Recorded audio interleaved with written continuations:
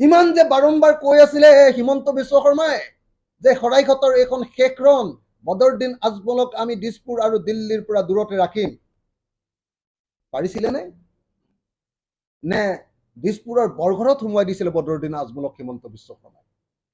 কিন্তু আমি বিৰোধী ঐক্য মঞ্চই বদৰুদ্দিন আজমলক চিৰকালৰ কাৰণে আৰু AIDF-ক চিৰকালৰ কাৰণে এটা সাম্প্ৰদায়িক শক্তিক চিৰকালৰ কাৰণে আমি এই ৰাজনীতিৰ পৰা বিদায় দি দিলোঁ। কালি এটা ঐতিহাসিক ঘটনা ঘটিলে, এটা নতুন ৰাজনৈতিক নেৰেটিভ অসমত আৰম্ভ কৰিছিল।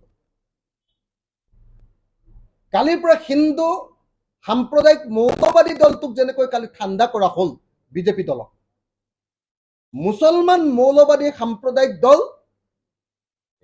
AIDF-ক সম্পূৰ্ণৰূপে বশ কৰি পেলোৱা হ'ল কালিৰ দিনটোত। এই ভূমিকাটো কাৰ? বিৰোধী ঐক্য মঞ্চৰ নহয়নে? ভাৰতবৰ্ষৰ ভিতৰতে আটাইতকৈ বেছি ভোটত যেতিয়া AIDF-ক আমি হৰুৱাই দিছো, এটা সাম্প্ৰদায়িক দলক হৰুৱাই দিছো, তেতিয়াহ'লে শৰাইঘাটৰ শেষ ৰণখনত কোন জিকিলে? অসমৰ মুখ্যমন্ত্ৰী ডাঙৰীয়াই ক'বনে যে শৰাইঘাটৰ অসমৰ শেষ ৰণখনত কোন জিকিলে? এবাৰ বিজেপি জিকিলে নে আমি বিৰোধী ঐক্য মঞ্চ জিকিলে? কোন জিকিলে? এই কথাটো ক'ব লাগে।